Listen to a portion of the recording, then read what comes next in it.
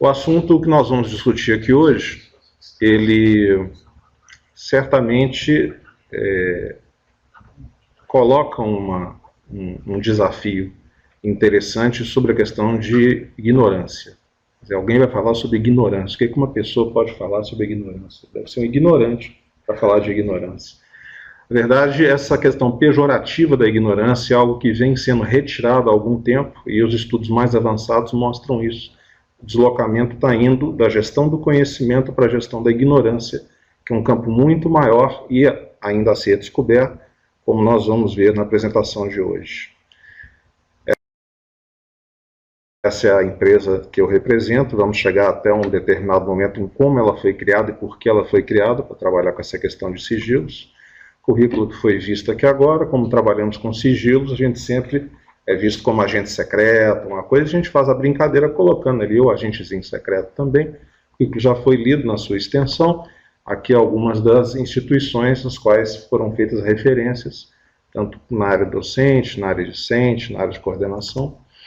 E aqui uma imagem que eu mostro aqui, e normalmente não mostro em nenhuma outra palestra, porque é uma imagem que faz sentido aqui em Campinas, onde a aeronave da empresa da qual fui um dos fundadores ficava baseada. Talvez alguns de vocês tenham visto nos céus, há uns 15 anos atrás, a aeronave da Brasmex, que ficava parada aqui em Viracopos, baseada em Viracopos, que é uma empresa de transporte internacional de cargas. Foi feita em 2000, 2001, 2002 começou a funcionar, até 2004, quando ela foi vítima do seu sucesso. É uma empresa que acabou por ter feito sucesso. Merece, inclusive, que alguém escreva um livro sobre como uma empresa fale por ter feito um imenso sucesso. Mas alguns de vocês talvez tenham visto a nossa aeronave aí no céu, então faço essa homenagem colocando para os que viram aí, saudosa Brasmex que estava aqui em Viracopos naquela época. Uma pergunta que eu sempre deixo, e não se preocupe em responder imediatamente, né? Você prefere trabalhar num cenário imprevisivelmente previsível ou num cenário previsivelmente imprevisível? Essa pergunta foi feita de uma forma diferente para os negociadores do Grupo de Ações Táticas Especiais de Minas Gerais, perguntando com qual tipo de sequestrador eles preferem negociar. E eu amplio um pouco para vocês, que não são negociadores de sequestro, perguntando se o ambiente que vocês preferem trabalhar é esse ou esse.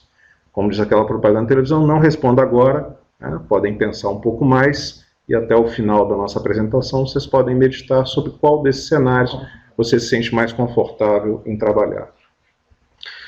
Essa aqui também, daí certamente não dá para ver, infelizmente a tela ficou um pouco borrada, mas é uma homenagem ao professor Sabatini, né, que aqui está mostrando que na Universidade do Arizona, já há muito tempo nós temos aí a Escola de Ignorância Médica. A escola, o nome correto é o Curriculum Medical Ignorance School. Então, existe na Universidade do Arizona já há muito tempo, em 1998, já tem um estudo mostrando como foi difícil aprovarem esse nome, quanta adversidade eles conseguiram nessa situação, conseguiram obter na situação de propor para a universidade um centro de ignorância médica. Né? Não só ele foi feito, como está vigoroso e serve de exemplo para as outras áreas, outras universidades que também estão colocando essa situação. Pode até trazer para cá, se for o caso, eu te agradeço. Isso, pode colocar aqui. A primeira pergunta, aliás, a segunda, né? Tá? A primeira foi em qual situação vocês se sentem mais confortáveis. A segunda pergunta é essa aqui. Se nada é infinitamente maior do que tudo. Quando você coloca uma pergunta dessa, a pessoa tem vontade de ir embora para casa, né? Colocaram um budista para fazer a palestra, né? Aquilo ali vai ser um negócio estratosférico, não vai falar nada com nada, vou embora fazer uma coisa melhor. Né? O sujeito vem falar que o nada é infinitamente maior do que o tudo, está precisando realmente voltar para a igreja dele, para a filosofia dele, para o taoísmo, né? Seja onde for. Mas isso que parece uma coisa meio filosófica, não tem nada de filosófico. Quando você vê uma imagem como essa aqui e uma explanação desse tipo, isso aqui é uma fotografia que não pega sequer a Via Láctea, não pega, né, um pouco mais com o nosso sistema solar, e todas as estrelas que você consegue ver à noite estão dentro desse círculo. Veja a insignificância que nós somos diante de tudo que há para conhecer. E nós achamos que sabemos alguma coisa, E essa imagem é uma imagem que ela pode ser multiplicada bilhões e bilhões de vezes. O universo são bilhões e bilhões de galáxias. Veja que a quantidade, né, do que você não conhece em relação àquele mínimo que você consegue ver. Não significa nem que você conhece. Então começa a fazer talvez um pouco de sentido aquilo que a gente comentou. E só voltando um pouco, eu esqueci, perdão, piora um pouco a situação de você perceber a sua insignificância, o seu nada, digamos assim, quando você começa a entender, segundo os estudiosos, né, de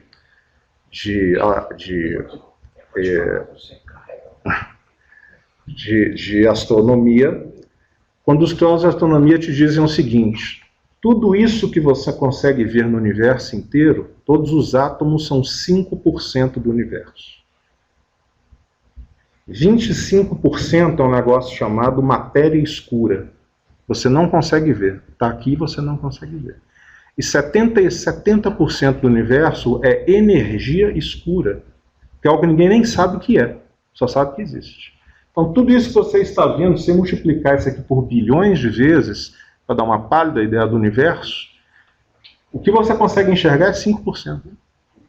O universo não consegue nem enxergar. O resto é matéria escura e energia escura. E aí então a gente pode refazer aquela frase inicial falando que o que você ignora é infinitamente maior do que você sabe. Aí passa a fazer um pouco mais sentido, ser um pouco mais pé no chão, ser um pouco menos filosófico, né? Porque o que você ignora realmente é infinitamente maior do que você sabe. E aí começa talvez a fazer sentido em estudar um pouco dessa ignorância, ao invés de ficar estudando aquele pouco que qualquer um sabe. O que qualquer um sabe é muito pouco, o que ninguém sabe é muito. Isso sem contar na ignorância produzida. Nós vamos entrar daqui a pouco nesse conceito também. Para arrematar e deixar as pessoas talvez até um pouco, chateadas, digamos assim, consigo própria, né? Assista esse vídeo aqui que em menos de 3 minutos você vai aprender que você não sabe nem como amarrar sapato. Esse é um vídeo que meu irmão me mandou há alguns anos. Você descobre que você não sabe nem como amarrar sapato, é verdade. Em 3 minutos. Então não precisa ir lá para a galáxia, não. Basta olhar para o seu pé. Você tem uma dimensão de quanto você ainda tem que aprender naquilo que você acha que já sabe desde criança. O agradecimento que eu não posso fazer ao professor Balloni, com quem eu já converso há muito tempo, e agradeço mais uma vez o convite de estar presente aqui, é dizer que nós nos correspondemos. Nós falamos pela internet há muitos anos, conversamos por telefone, na época ele estava na Carolina do Norte, trocamos o WhatsApp, mas se eu disser que nós nos correspondemos, eu estou agredindo a legislação. Porque a lei é muito clara quando fala que correspondência é carta, cartão postal, impresso, secograma, pequena encomenda. Não posso dizer que me corresponde, quem está dizendo isso é a lei. A lei determinou que é uma correspondência.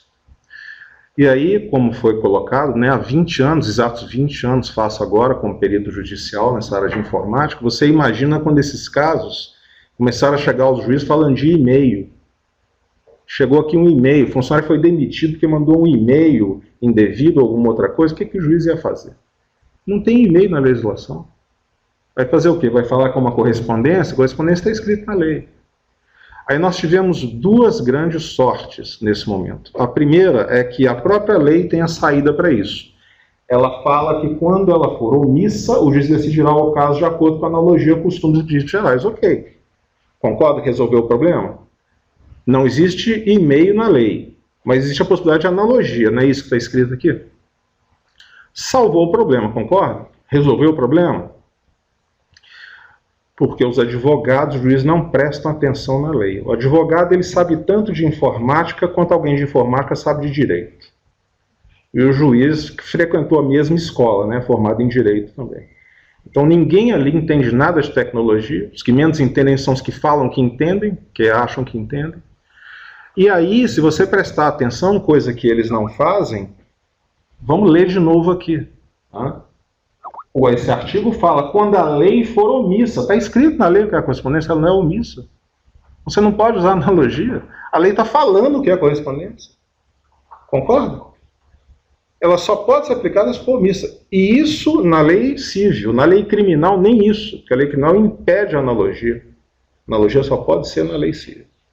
Olha o tamanho da bagunça, né, se os advogados e juízes passarem a entender um pouco, misturar, né? Leigo em informática entender um pouco disso aí. Piora um pouco mais. Piora se você for na mesma lei e falar por cá, por exemplo, que você usa correio eletrônico. Já falou isso? Eu usei o correio eletrônico, eu dei pelo correio eletrônico. O que a mesma lei fala? Está um pouco borrado, eu vou ler para vocês. Serviço postal e serviço de telegrama são explorados pela União através da empresa pública mantida de entidade de comunicações. Monopólio do Estado. Só a empresa de correio pode fazer um negócio chamado serviço postal. Então você não pode mandar um correio eletrônico, porque o correio é monopólio do correio, está escrito na lei. Então o que acontece? A tecnologia vai atropelando a lei e o pessoal vai desesperado atrás tentando resolver, porque tecnologia você cria na garagem de sua casa da noite para o dia. Lei você tem que colocar em votação, tem que ir para uma Câmara ou para um Congresso, onde vai ficar em debate entre as diversas tendências políticas, até que daqui a alguns anos resolva quando a tecnologia já mudou umas 15 vezes. Já não serve nem para aquilo que foi feito. Esse é o problema de lei e de tecnologia. Sócrates já falava, sabedoria começa com a definição de termos. O que a gente está vendo aqui são termos, são definidos. Sócrates, inclusive, falava uma outra coisa muito interessante também, né? Só sabia que nada sabia. E por falar isso, inclusive, ele foi colocado como oráculo de Delfos como o homem mais sábio do mundo. Por dizer que só sabia que nada sabia, que é exatamente o que a gente está falando aqui. Ele se declarava um ignorante. Ele não sabia de nada. Por isso ele foi considerado o homem mais inteligente do mundo. Mas quando ele fala que a sabedoria começa com a definição de termos, 450 anos antes de Cristo, ele não criou nada novo. É novo para nós que somos educados para ver os pensadores e filósofos gregos. Mas quando você vai estudar os chineses, você vê que tem um chinês chamado Confúcio, que já falava 500 anos antes de Cristo, quase 100 anos, quase um século antes de Sócrates, ele brigava pela retificação de termos. O que é a retificação de termos? Nas próprias palavras de Confúcio, o homem superior considera necessário que os nomes que ele usa sejam falados adequadamente. O homem superior exige apenas que suas palavras não haja nada de incorreto. Ou seja, cada palavra tem que ter um único significado, não pode haver ambiguidade. Essa é uma questão importante que vai sendo tratada desde lá de trás e seguidamente ignoradas. Confúcio, inclusive, é vítima de um terceiro problema que nós vamos ver agora, o próprio nome. Você sabe quem foi Confúcio?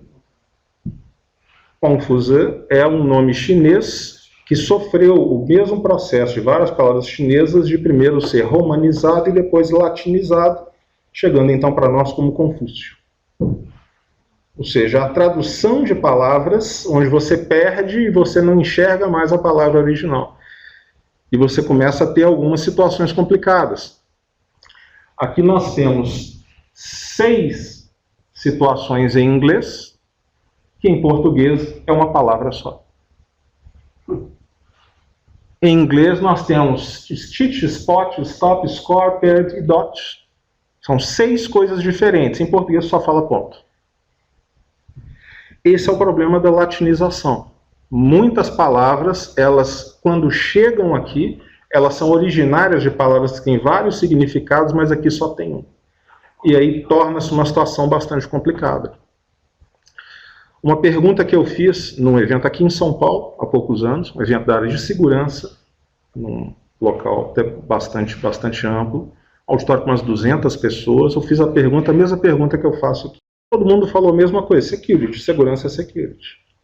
Mas como eu fiz uma cara meio de que não estava feliz, né, continuei olhando para a plateia, timidamente alguém levantou a mão e falou assim, safety. Segurança deriva de duas que são safety e security. Qual das duas você está usando? Isso é um problema extremamente sério. Nunca foi problema na aviação. Na aviação você sempre teve o security officer e o safety officer. Eu fui treinado para ser um security officer. Meu treinamento incluía negociação com terroristas, preparação da área da empresa, planejamento de movimentação nos aeroportos nas quais a empresa teria o avião em algum momento em qualquer lugar do mundo. Então, ou seja, contra um ataque, a minha atividade era contra um ataque pré-determinado, um ataque com finalidade de causar prejuízo. O Safety Officer ficava aqui em Viracopos, junto à aeronave. A função dele é o quê? Garantir a segurança do voo. De que forma? Um dia a aeronave ligou a turbina para fazer um teste, sugou um detrito da pista e quebrou uma paleta daquela que tem no motor. A aeronave ficou no solo até que ele verificasse a reforma, que ficou tudo ok e liberasse para o voo. Então nós nunca tivemos esse problema, mas em todos os outros lugares há esse problema. Você jamais sabe se está falando de acidente e incidente, tá? Ou de proteção contra um ato que vise causar um prejuízo. E aí, então, com essa situação, convencionou-se, isso no setor aéreo já era, e começou-se a convencionar em outras situações, traduzir-se security por proteção. E aí você tem uma diferenciação em português. Deixou-se há algum tempo de falar em segurança. Hoje, quando você fala de proteção de um ato que é voltado a causar um prejuízo, você fala em proteção. Segurança ficou para safety, acidentes e incidentes. E isso ficou mais ou menos sendo usado por um, sendo usado por outro, até 11 de setembro. 11 de setembro mudou muita coisa, inclusive isso. No ano seguinte, em 2002, foi feita a reunião do International Shipping Port Facility Security Code, nós chamamos de ISPS Code, onde o setor marítimo adotou a mesma situação. Essa reunião foi feita no Rio de Janeiro, e a tradução desse material, essa é a Instituição Marítima Internacional, fazendo então a diferenciação do SOLAS para o ISPS Code. Então você mexe com Safety e Security. Safety é a salvaguarda de vida humana no mar, é segurança, e Security é proteção. Esse documento que foi feito em inglês, e aqui realmente vocês vão ter uma dificuldade em ler, ficou muito ruim, está bastante borrada a tela, na verdade. Mas enfim, a gente vai ajudando aqui de qualquer forma. Essa é a resolução da conferência, resolução número 2, dezembro de 2002, a adoção do Código Internacional para a Proteção de Navios e Instalações Portuárias. E aí coloca toda essa situação, e logo aqui em cima, no início do documento, coloca assim, então, que em português a palavra proteção tem o sentido de segurança na acepção da palavra security, e em inglês a palavra segurança na acepção de safety. Isso ficou definido também para a questão marítima e para outras. Ou seja, a autoridade brasileira decidiu que não existe mais segurança como uma tradução única do latim. Você agora tem uma definição clara. Você traduz safety por segurança e security por proteção. Essa é uma definição da autoridade brasileira já há mais de 10 anos, desconhecida pela maioria das pessoas. Mas, interessantemente, conhecida pelos estrangeiros. Quando você conversa com um estrangeiro e fala que faz alguma coisa como segurança da informação, ele dá risada. Você está protegendo o que? Contra acidente e incidente? Alguém tropeçar num carro? Aconteceu alguma coisa nesse sentido? Porque o próprio governo brasileiro decidiu que a tradução de security, nesse sentido, é proteção. Então, o que nós desconhecemos, o próprio estrangeiro conhece melhor do que nós. Então, tome cuidado para, numa conferência, não informar que você faz segurança de alguma coisa, se você quiser dizer, se estiver querendo falar proteção. Ele pode até segurar o riso, mas nem isso ele consegue. Ele dá risada porque você não sabe o que o seu próprio governo definiu como norma. E aqui eu coloquei um pouco do ISPS Code, mas a gente não consegue ler porque está borrado, só mostrando questões de risco, mostrando os níveis de análise, questões de proteção, a diferenciação nível 2, nível 3, que é a que a gente, como disse, já fazia na Brasmex, onde eu era o HAVSEC, o Agent of Aviation Security, responsável então pelo treinamento dos pilotos para lidar com a ameaça terrorista. Qual frequência o piloto coloca o rádio da aeronave numa suspeita de sequestro, qual frequência ele coloca numa confirmação de sequestro, medidas de prevenção e de resposta. Esse é o treinamento, essa é a tela inicial de treinamento sobre apoderamento ilícito que os pilotos da Brasmex recebiam como multiplicador do treinamento que eu recebi para fazer isso. Ou seja, isso aqui não é segurança.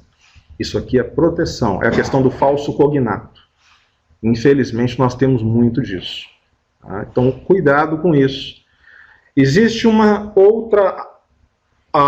outro entendimento dessa palavra, até bastante interessante, na Escola Superior de Guerra e diversas outras instituições militares também.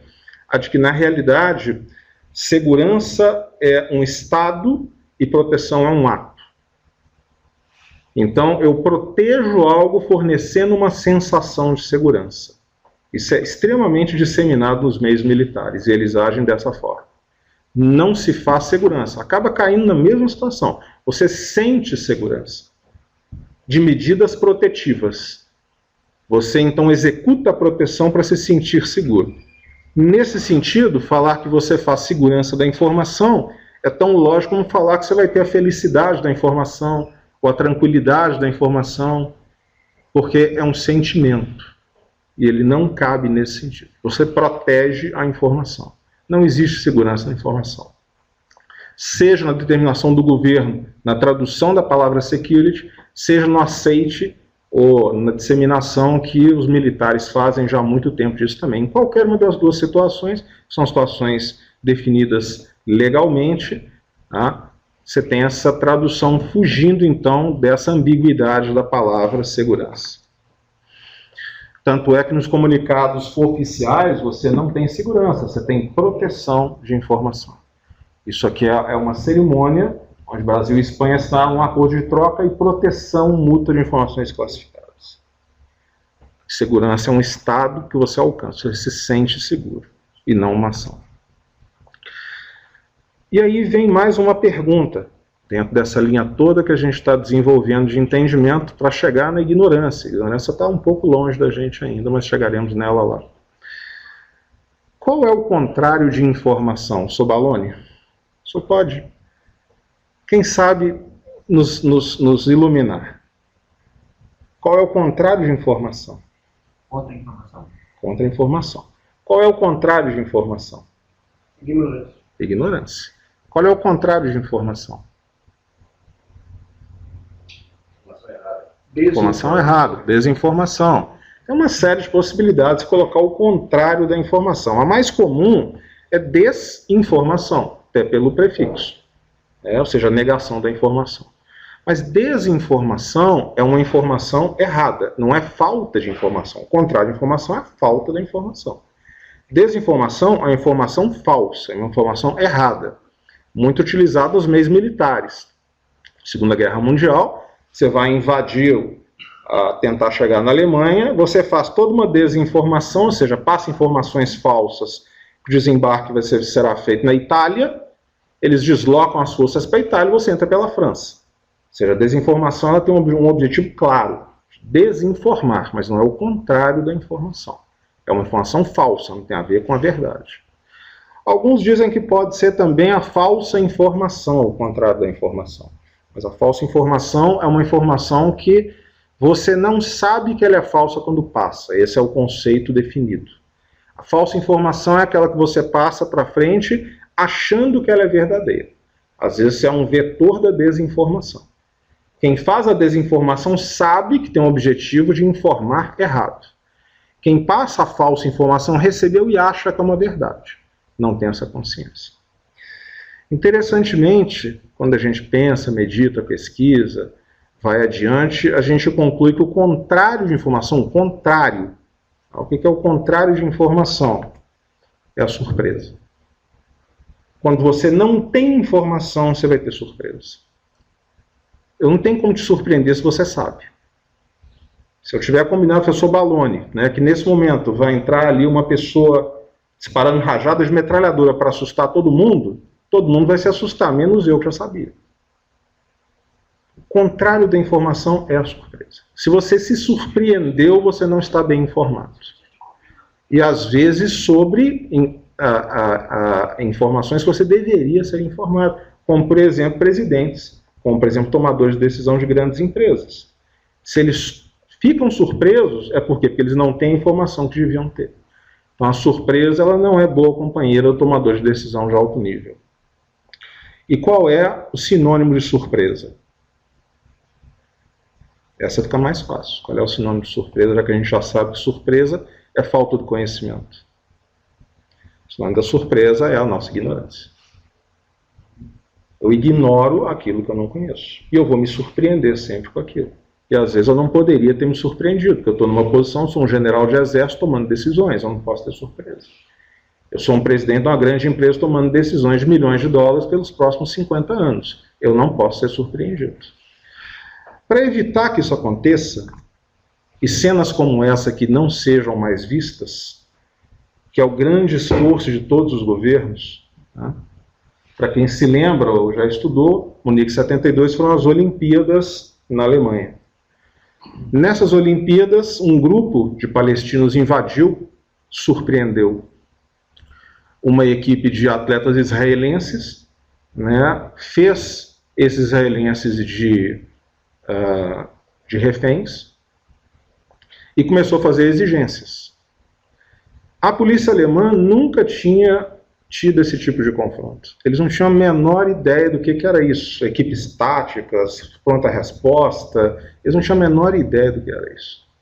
Os israelenses, inclusive, ofereceram equipes que eles tinham, que estavam acostumados com isso, os alemães recusaram, disseram que iam resolver isso. E, num determinado momento, armaram, então, selecionaram rapidamente ali alguns oficiais que pareciam um pouco mais capacitados, fizeram uma equipe para tentar uma incursão tática, para tentar um assalto, tentar libertar os reféns. E essa cena é a cena que mostra, né, esse grupo se aproximando, né, da janela, verificando qual é o melhor momento para tentar fazer esse resgate, quando então a polícia recebe um telefonema dos palestinos que estão lá dentro, dizendo o seguinte: tira esse pessoal daqui que nós vamos matar todo mundo. E eles se surpreenderam, falaram, mas como é que eles sabem que tem gente ali fora? Estava sendo transmitido pela televisão. Eles não tinham experiência nenhuma, ninguém lembrou, né, nem de desligar a energia elétrica da Vila Olímpica. Estava sendo transmitido, a televisão estava transmitindo ao vivo aquilo ali. O terrorista estava vendo aquilo lá dentro da televisão, o sujeito chegando até. Quanto custou a perda dessa ignorância? Eles eram ignorantes que uma equipe tática estava se aproximando. Quanto custou a perda dessa ignorância? A vida de todos os reféns israelenses. E de todos os sequestradores palestinos também. O desfecho foi trágico, todos morreram no aeroporto. Eles conseguiram chegar até o aeroporto, numa negociação. Quando viram que a negociação era falsa, mataram todo mundo e foram mortos também. Isso poderia ter resolvido, mas foi perdida a ignorância. Então a ignorância é algo que você também produz ou mantém para fins que são benéficos.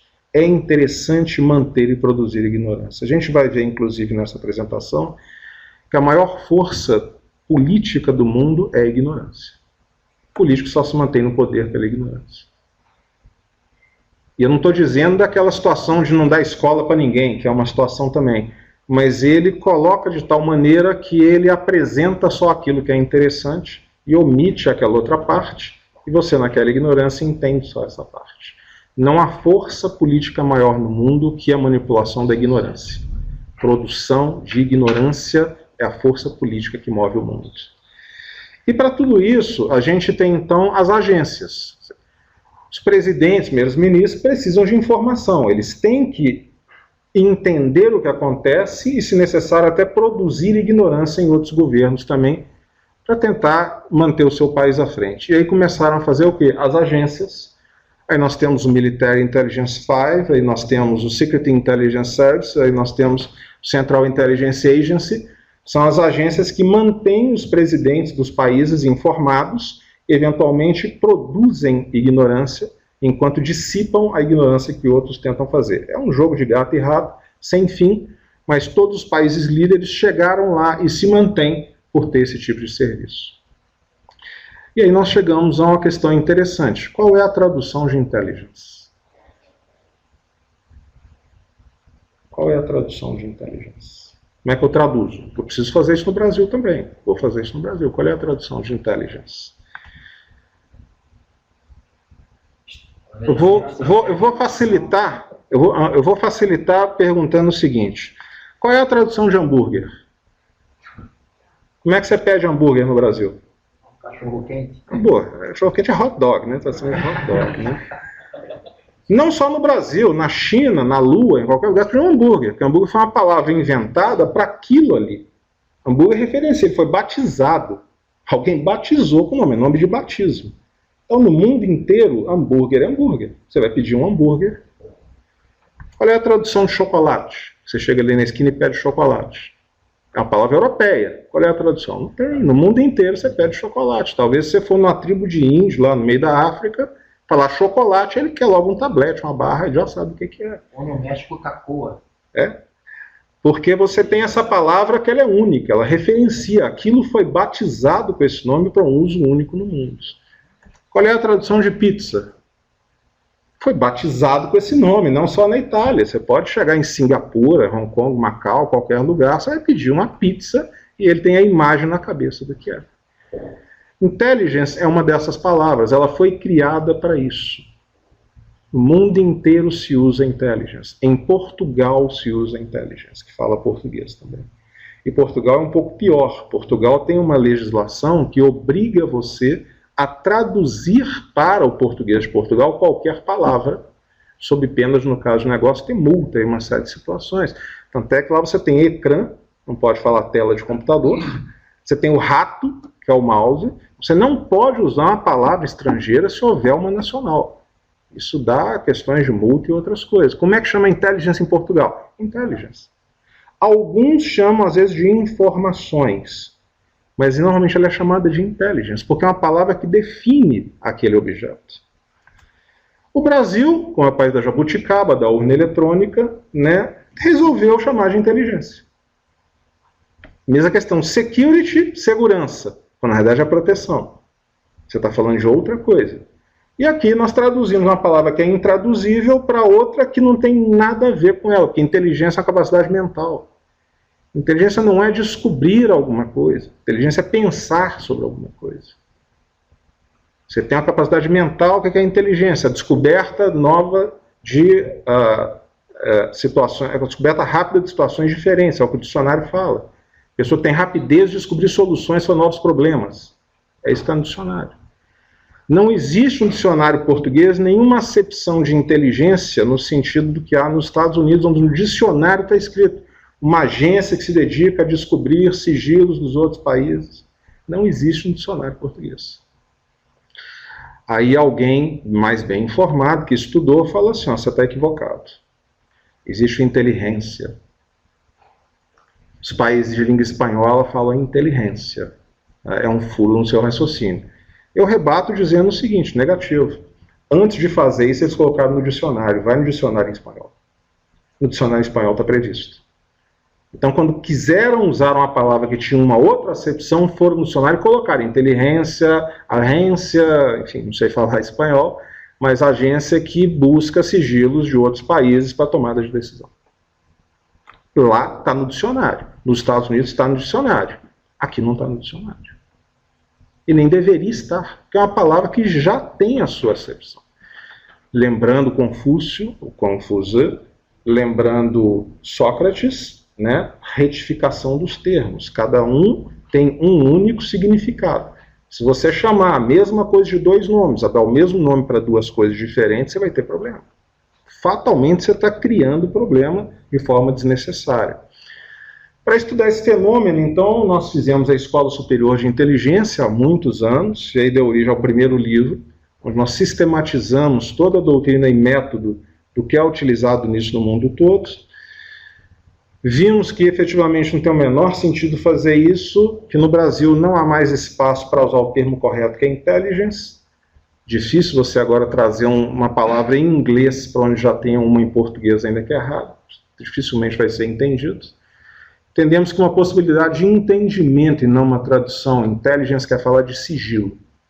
O que intelligence tem, que se destaca de todas as outras atividades, é que trabalha-se com a área sigilosa. Mas ninguém na empresa mexe com aquilo. Todo mundo mexe com a informação aberta. Essa área mexe com o que é sigilo. Especialmente sigilo dos outros, além de proteger os nossos. Então fizemos o segundo livro tratando das atividades sigilosas, fazendo uma proposta de fundamentos. Passamos para o terceiro livro, onde nós já falamos de gestão de sigilos, que é o termo que agora vem sendo adotado paulatinamente por diversas instituições, no sentido de deixar de lado a questão de inteligência, porque só dá problema e só dá confusão, e passar para um termo que significa com mais clareza aquilo que se faz. Além disso, nós temos outro grave problema. Como diz aqui esse analista aqui de Portugal, os atentados de Paris mostram a fragilidade do serviço de inteligência. E aí você vê uma situação interessante. Isso aqui foi logo após o atentado de Paris, que é uma cidade que está sob lei marcial, nessa época quase 1 ano e meio, mais de 1 ano, soldado na rua com fuzil de guerra, policiais todos na rua, e no dia que era o dia mais natural de haver um atentado, que era o dia da comemoração da queda da Bastilha, no local mais provável de haver um atentado, que era na avenida que dá acesso àquilo ali, o sujeito pega um caminhão e atropela 100. Então, para que serve esse serviço? Para nada. Ele não é exatamente para antecipar as situações, ele não é para trabalhar dentro daquela questão de ignorância, que certamente o terrorista quer plantar um estado de ignorância, quer gerar ignorância em você para poder atuar com tranquilidade. Conseguiram. Mas como que eles conseguem fazer isso? Se acontecer um atentado aqui em Campinas, a gente até entende. Não tem previsão disso acontecer. Acontecer um atentado em Belo Horizonte é previsível também, porque não tem muita lógica acontecer. O terrorista age exatamente onde não tem lógica. Pode acontecer a qualquer momento. Agora, o atentado acontecer na cidade, no local e no momento exato em que ele era previsto acontecer, e acontecer? Para que serve isso? Essa é a grande pergunta. E essa pergunta vai mais além. Se a gente está vendo aqui esse português comentando sobre isso na televisão, vamos pegar aqui a fala, eu chamo a sua atenção para o final aqui, quem está falando isso é o secretário de Defesa dos Estados Unidos. Essa é uma tela que foi mostrada no Estado-Maior do Exército, numa palestra, onde o secretário de Defesa dos Estados Unidos fala que quando se trata de prever a natureza e o lugar onde ocorrerão nossos próximos engajamentos militares, desde o Vietnã, o desempenho tem sido perfeito. Não acertamos nenhuma vez sequer. Nunca acertamos. Nunca. Eles têm 16 agências que trabalham só com isso, coordenados por uma 17ª. 16 agências entre civis e militares. Só para isso. 80 bilhões de dólares por ano de investimentos. Maiagueiras, Granada, Panamá, Somália, Bahamas, Haiti, Kuwait, Iraque e todos os demais de 2011 para cá, que foi quando eu falo dele, nunca acertamos. Um ano antes de qualquer uma dessas missões, não tínhamos a menor ideia que estaríamos tão engajados. Para que serve isso? Para que serve isso? É a grande pergunta. Enfim, esse é um outro debate, a gente está colocando aqui só para enriquecer a nossa conversa sobre ignorância. Talvez, fechando isso também, a resposta seja isso aqui. Como é que funcionam esses serviços? A CIA foi criada em 48, em 47 começou a trabalhar em 48. Esse aqui é o primeiro desenho do que ele chama de ciclo de intelligence. Ou seja, você tem aqui o direcionamento, a colheita, o processamento e o uso dentro de uma missão que é definida. Desde 2001, quando aconteceu a situação em Nova York, os americanos vêm atualizando, jogaram tudo fora, não funciona. Jogou tudo fora e começa do zero. E a cada ano, ou eventualmente a cada 2 anos, eles alteram doutrinas, aperfeiçoam, estão em guerra, eles estão entendendo qual é a melhor maneira de fazer. Eles mudam a doutrina praticamente todo ano. Se você for olhar a doutrina brasileira, onde você pode achar a doutrina brasileira? Onde você vai achar a doutrina brasileira? Uma imagem da doutrina brasileira atual. Você está olhando para ela. É a que ele usava em 48. Isso aqui é a maneira que a agência brasileira atua. Eles trocam a deles a cada ano. Já não ensinaram em década de 60, né, quando fizemos os cursos lá para trazer para cá e montar a agência nossa, o Serviço Nacional de Informações. Já ensinaram um pouco que era necessário naquele momento. Ensinaram baseado nisso aqui. E persiste até hoje. E se você perguntar na agência, eles vão te responder o seguinte: é perfeito, não há o que mudar. O time que está ganhando não se mexe. Quem inventou já mexeu nisso há pelo menos uns 15 anos e mexe todo ano. Quem aprendeu fala, não, é perfeito. Isso aí foi inventado pelos americanos? Isso aí é o primeiro diagrama de funcionamento da CIA, em 47, né, começou a funcionar em 48. É como a ABIN funciona. Foi como o SNI funcionou e é como a ABIN funciona. Aí nós tentamos melhorar um pouco. O mundo está tentando fazer agora um avanço em cima dessa área com os 4 Vs, né, que recebe o nome de Big Data. O que são os 4 Vs? Trabalhar com volume, velocidade, variedade e veracidade. Nessa área de sigilos, o que mais importa nisso aqui? Veracidade. É distinguir aquilo que ainda está opaco daquilo que está nítido. É transformar em cada vez mais nítido aquela imagem para que o decisor possa estar bem assessorado. Qual é o uso de Big Data que vocês têm noção? Você já ouviu falar em Big Data? Certamente, né? Big Data. Você já viu alguma aplicação de Big Data? Eu já vi. Onde você viu? Sim, coronel. Já viu? Big Data, excelente. Onde você viu? Perfeito. É uma ferramenta extraordinária, né? Muito boa, né? Alguém mais já viu Big Data em algum lugar, ou leu, ou teve alguma... A gente usa na área de saúde. Na área de saúde tem muito Big Data. O Big Data está aí fazendo um sucesso muito grande. Você pega as questões da imprensa, você vê uma coisa um pouco diferente, inclusive, numa área de terrorismo. Né? Big Data é a grande arma, as mais eficazes de combate ao terrorismo. Então isso aí está colocando aí o tempo todo. Esse é o leigo. Esse é o leigo. Quem trabalha na área já abandonou isso há mais de um ano. Nós participamos de seminários que falam isso aqui, ó, riscos e limitações do Big Data no terrorismo. Isso já foi abandonado, a ferramenta já foi para o lixo há mais de um ano. Depois de gastar bilhões e bilhões, tentando fazer escaneamento em tempo real em rosto de aeroporto, uma série de situações. Um dos motivos, inclusive, é a própria legislação. A lei fala que a cada 3 meses você tem que descartar os dados para não haver perigo de você invadir a privacidade de ninguém. Você vai ficar 3 meses com uma montanha de dados e vai chegar uma outra nova e você vai usar para quê? Você tem que jogar fora por lei. Então é interessante, enquanto isso aqui, na realidade, coisas como essa aqui são matérias pagas, colocadas na imprensa como sendo reportagem, quem trabalha na área trabalha com isso aqui. Você pode usar Big Data para muita coisa, aqui no CTI, na área de saúde, serve para muita coisa, para essa área não. Para essa área, quem investe nessa área está jogando dinheiro, tempo fora e fazendo a alegria dos vendedores de software e hardware, que cada vez são mais dados, mais capacidade de processamento, mais armazenamento, aqueles 4 Vs, você tem o tempo todo que crescer, eles ficam muito felizes com isso.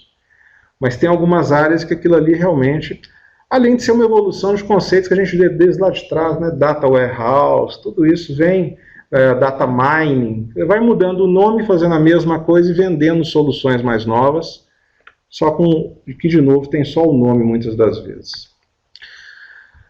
Outro problema que nós temos também é o pensamento estatístico. Tentar combater terrorismo, tentar resolver as questões usando pensamento estatístico, que é muito comum, somente em ciências exatas, que é a minha formação. A minha formação é toda em ciências exatas. A gente cai sempre no pensamento estatístico, questão bayesiana, etc. e tal, e tenta resolver dessa forma. Só que quem não estuda, e a maioria dos decisores não tem essa noção clara de estatística, ela só recebe as informações, muitas vezes age da mesma forma que essa imagem aqui. Como se diz, é o bêbado segurando, o bêbado abraçado ao poste. Né? O que significa essa imagem? Basicamente é a pessoa que usa o poste como apoio e não para iluminar, que é a função dele. Muitos decisores usam as informações que recebem para tentar justificar as suas políticas e não para fazer as suas políticas. Tentam achar ali justificativa para aquilo que eles querem fazer, mesmo que você mostre que não é o melhor caminho. Mas ele resolveu que vai fazer aquele caminho porque ele tem um objetivo político, alguma outra situação, que foge ao seu alcance como consultor dele. E aí você tem algumas armadilhas nisso aí. Quem não conhece estatística, quem não estudou estatística e não entende como é que funciona estatística, pega isso aqui e vê que 30%, 33% dos acidentes de trânsito envolvem pessoas embriagadas. Ele conclui, então, o quê? Que 67% são completamente sóbrios. Perfeito. Aqui eu não fiz análise nenhuma, coloquei dados. Né? A pessoa olhando isso aqui, ela pode chegar a um raciocínio muito lógico de falar o seguinte, né? É mais seguro dirigir bêbado. Eu só corro 1/3 de risco. Se eu ficar sóbrio, eu corro 2/3 de risco. Mas a gente brinca com isso, mas é um exemplo muito claro da mente do decisor que não entende o que é uma estatística. Parece brincadeira, mas é assim que funciona. Claro que ninguém vai ter um entendimento desse, aqui a gente está exagerando para mostrar como é a cabeça do decisor. Se você não tiver cuidado na estatística que você mostra, você quer falar uma coisa e ele entende outra. Isso todo dia acontece isso. A falta de entendimento da pessoa que tomar a decisão naquilo que foi colocado para ele facilitar e ampliar a sua capacidade decisória. Aqui a gente tem um outro exemplo muito interessante de tomada de decisão. A Polícia Militar de Alagoas, em 2010, fez um estudo bastante profundo da ordem de relevância dos eventos críticos mais complexos daquele ano. Para saber o quê? Onde que vai alocar recurso. Eu tenho que treinar, eu tenho que comprar equipamento, eu tenho que capacitar naquilo que é mais importante. Então, o estudo, durante um ano, mostrou o quê? Que a metade, ou seja, a quase soma de todos os demais, né, é o quê? Libertação de reféns. É o mais complexo, é o mais difícil, é o mais complicado.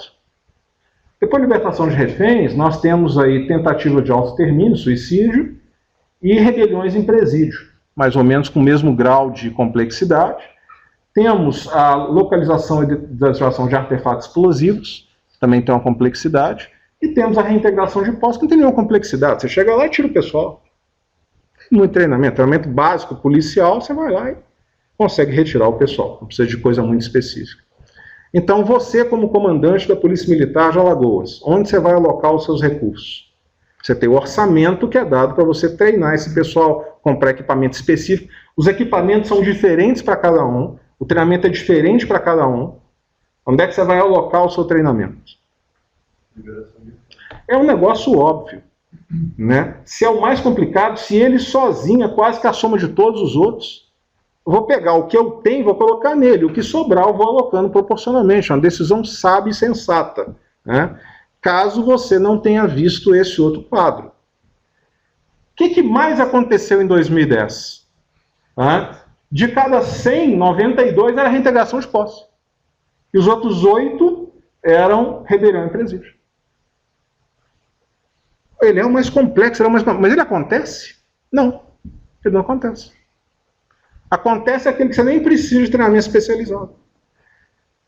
Então, é aquilo que a gente está dizendo. Às vezes você vê um pedaço da resposta, né? Mas se você não integrar aquilo ali com outros pedaços, são tão importantes, quando você vai tomar decisões que parecem lógicas e são absurdas. Você vai jogar o seu dinheiro fora investindo em algo que nem acontece. É complicado, mas não acontece. Complicado não, complexo na realidade, né? São bem diferentes entre si. E aí nós chegamos, então, ao problema das agências, é o problema que nós temos hoje. A questão estatística e que se desenvolve nas tendências, padrões e vínculos. Toda tentativa de trabalho na área de ignorância, na área de sigilo, sempre foi feito baseado nisso. Qual é a tendência, qual é o padrão, qual é o vínculo. Vou pegar o grupo terrorista porque ele está sempre fazendo isso, ou porque faz dessa forma, porque a tendência dele é fazer essa situação. Vamos ver se isso funciona. Esse aqui é um gráfico de tendências. É um gráfico que em 1987, durante vários meses, estava ali, numa região muito clara, com uma tendência muito clara, e que de repente desabou de uma vez, causando aí o que ficou conhecido como a Segunda-feira Negra de 1987, onde o mundo quebrou de novo, numa segunda-feira, 19 de outubro, no que foi uma situação de cair 22% em um único dia. A chance disso acontecer era 10 elevado a menos 50. Mais de 20 desvios padrão da norma. É absolutamente inimaginável no sentido de tendência, matematicamente falando. Era impossível aquilo acontecer. Só que quando você verifica, aconteceu. E mais ainda, para fazer uma comparação, as pessoas que não têm muita ideia, são números muito grandes, né? 10 a menos 50, o que significa isso? Isso é muito, isso é pouco, o que é isso? Estima-se que o universo antes do Big Bang era 10 a menos 26. Era mais fácil o universo não ter acontecido do que aquilo ali ter acontecido. E enormemente mais. De 10 a menos 26 para 10 a menos 50. Vocês sabem como é que funciona isso, né? Vocês têm ideia da dimensão que nós estamos falando. Então você vai seguir tendência, acontece isso. Surpresa. Tendência leva à questão de surpresa. Esse livro é um dos livros que eu recomendo, é o Cisne Negro, não sei se já tiveram a oportunidade de ler, do Nassim Nicholas Taleb, é um libanês, que foi a pessoa que previu isso. Foi a pessoa que depois, inclusive, esse livro ficou muito famoso, porque acho que uma semana antes ele fez uma previsão que era mais ou menos que iria acontecer um ataque como aquele. Ele falou algo que deu a entender que ele previu aquele tipo de ataque. Então esse livro ele vendeu enormemente, é um dos best-sellers aí, e a lógica do cisne negro, depois vocês vão ler lá, os que não leram, vão entender o que é o cisne negro. Só de entender o que é o cisne negro, você já vai ver a genialidade da escrita que ele tem. Se for para uma ilha, leve esse livro, vai fazer uma ótima companhia para você e vai te dar muitas ideias. O Taleb fala também do Peru. E ele cita o Peru como sendo aquele animal que está ali, tranquilo, e um dia chega um homem e pega o peru e leva para um cercadinho, e o peru fica apavorado. E não sabe o que está acontecendo, fica desesperado. Olha para um lado, olha para o outro, né? O homem chega, coloca comida para ele e vai embora. E o peru fica desconfiado, assustado, olhando para um lado e para o outro. Chega o dia seguinte, o homem volta, troca a água, dá uma olhadinha no peru, vai embora. E paulatinamente o peru vai ficando mais tranquilo. Porque dia após dia a rotina é a mesma. O homem chega, coloca água, troca água, põe um pouco de comida, vez ou outra chega um outro homem com ele que dá uma olhada, verifica se ele está bem, né, um veterinário, né, faz ali um check-up do peru. E o peru vai ficando tranquilo porque cada dia é igual ao outro. E aí você tem aquela lógica, né, de que o amanhã deve ser muito parecido com hoje, quer dizer, o passado vai guiando o meu futuro. Eu estou dentro de uma linha onde eu consigo enxergar o meu futuro, até que no 10º dia o homem chega de novo, o peru já está tranquilo, está absolutamente calmo com aquilo ali, e o homem passa a faca no pescoço dele porque é o Thanksgiving. Ele foi criado para aquilo. Estava criando o peru para servir no dia de ação de graças nos Estados Unidos, que é o exemplo aqui, ou no nosso Réveillon também, onde se come peru. E o que ele chama a atenção para isso é o fato de que o peru ele tem a surpresa no momento de maior tranquilidade dele. Ele já tem toda a confiança naquilo ali. O momento que ele está mais tranquilo é o momento onde a coisa acontece. O momento que você está absolutamente sem dúvida nenhuma sobre aquilo ali. Isso aqui não vai acontecer, isso aqui é um lugar seguro, isso aqui é algo tranquilo, e aquilo explode. Porque você não sabe exatamente o que está acontecendo por baixo ali nos bastidores. Essa frase aqui foi falada em 1907 por um capitão de navio muito experiente. Né? Pela minha experiência, eu nunca vi um acidente de nenhum tipo, nunca nenhum navio teve uma angústia, eu nunca vi uma angústia de navio nos meus anos no mar, nunca tive um choque, nunca choquei com ninguém e não vejo qualquer possibilidade, né, de falar em acidente no mar. Sou muito tranquilo com relação a isso, de forma genérica. Né? Essas foram as últimas palavras do capitão do Titanic. Segundo o que se registra, né, quando perguntaram ele como é que ele se sentia a respeito da viagem, ele deu essa resposta. Minha vida inteira nunca arranhei num outro navio. Passado não tem nenhuma relação com o futuro. O que você aprende lendo livro como o do Taleb, lendo vários outros, é que as coisas elas não são lineares. Esqueça a linearidade. Prepare-se para viver no mundo não linear, onde uma coisa não é relação causal da outra. Elas acontecem do nada sem que você espere. E essa é a preparação que você tem que ter. Segunda questão, padrões. Então nós temos aqui alguns padrões. Dependendo de um desenho que eu coloco no computador, ele vai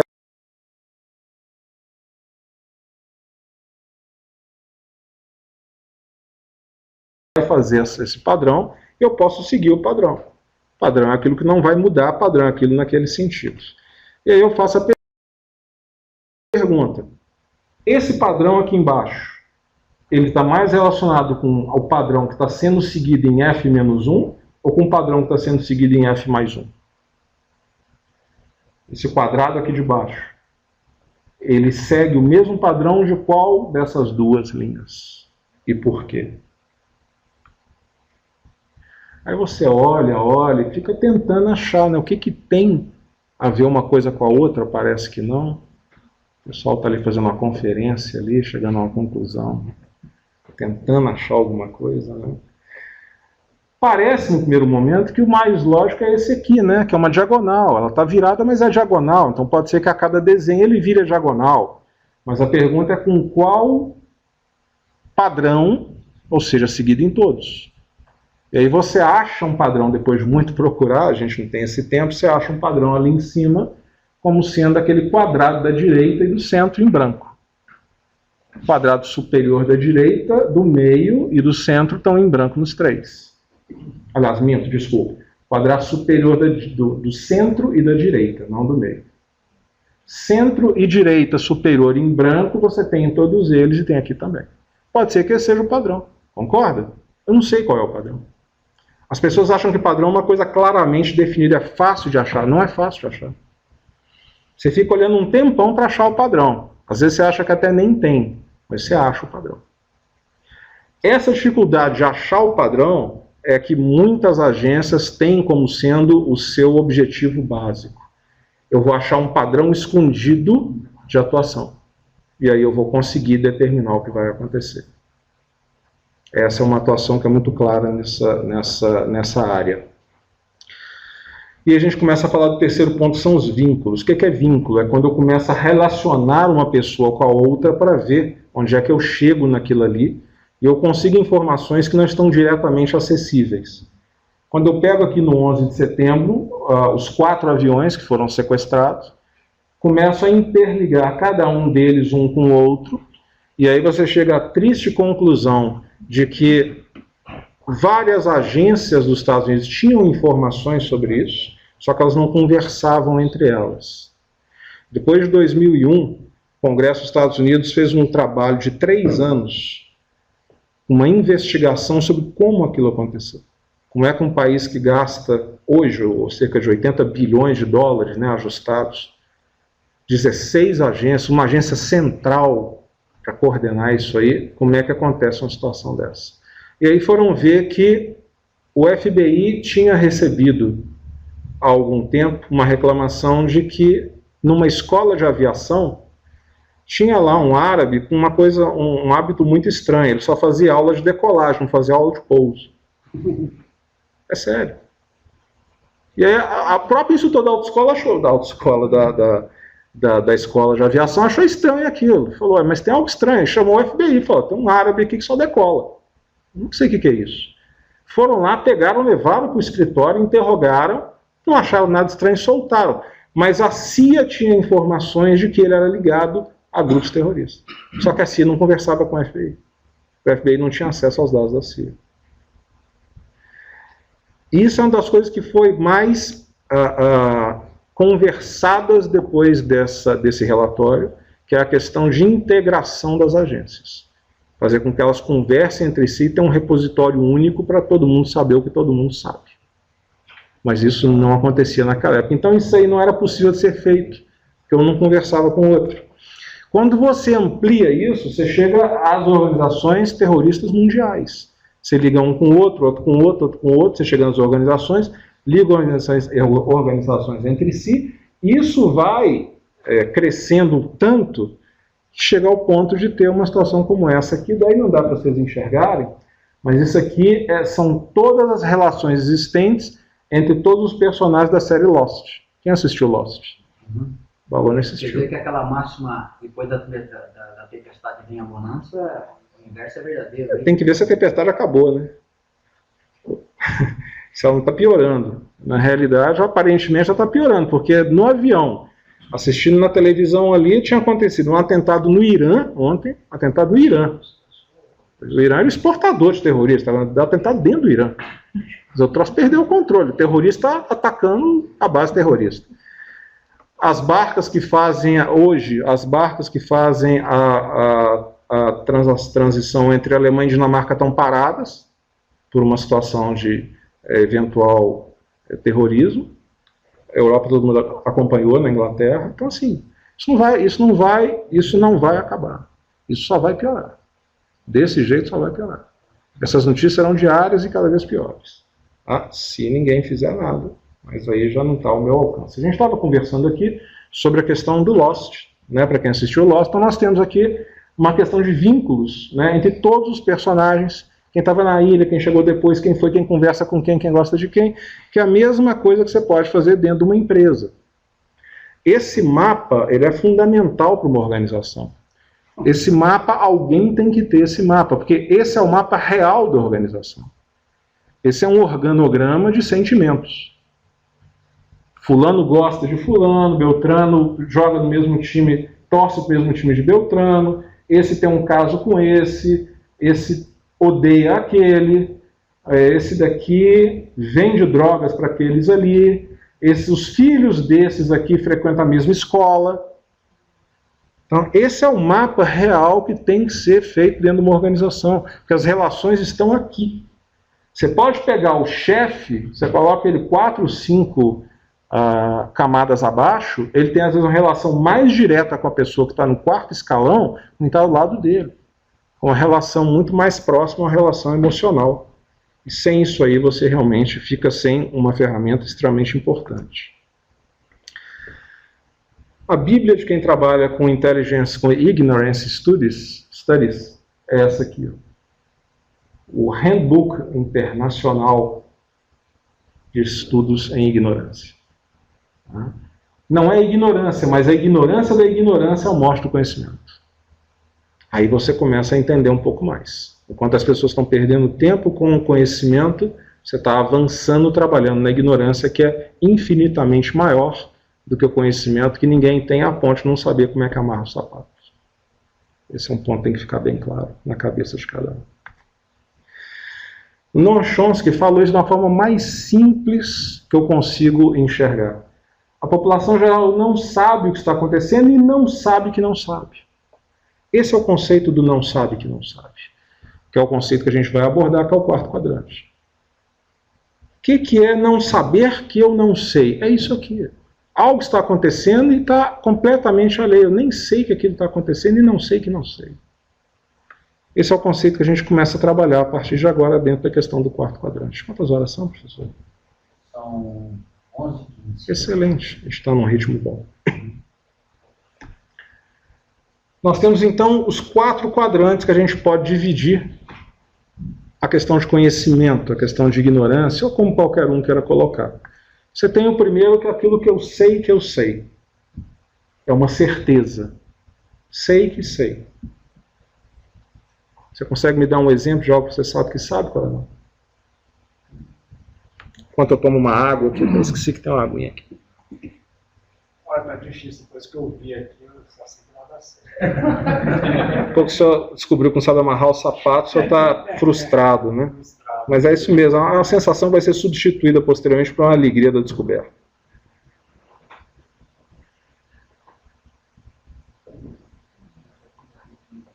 Um exemplo daquilo que eu sei que sei. Você sabe que vai morrer e tem consciência disso. Eu vou morrer e eu sei disso, eu sei que eu sei. E vários outros. Eu sei meu nome, eu sei onde eu estou, eu sei que eu sei. É a coisa mais simples do mundo, é tudo que você tem a certeza. Se você tiver certeza, você está no primeiro quadrante, isso é muito tranquilo. Segundo e terceiro quadrante são a incerteza. É onde normalmente as pessoas trabalham para reduzi-la, para tentar ter o mínimo de incerteza para tomada de decisão. Quanto menor a minha incerteza, maior a chance de eu tomar a melhor decisão. Aí eu tenho aquilo que eu não sei que sei e aquilo que eu sei que eu não sei. Basicamente, é o conhecimento tácito e conhecimento explícito. Conhecimento que eu não sei que sei é aquele que pode ser melhor expresso na famosa frase: a boa resposta depende da boa pergunta. Quer dizer, aquilo ali você tem a resposta, mas ninguém te perguntou ainda. Você não sabe que sabe, porque ninguém te perguntou, você não atentou para aquilo ainda.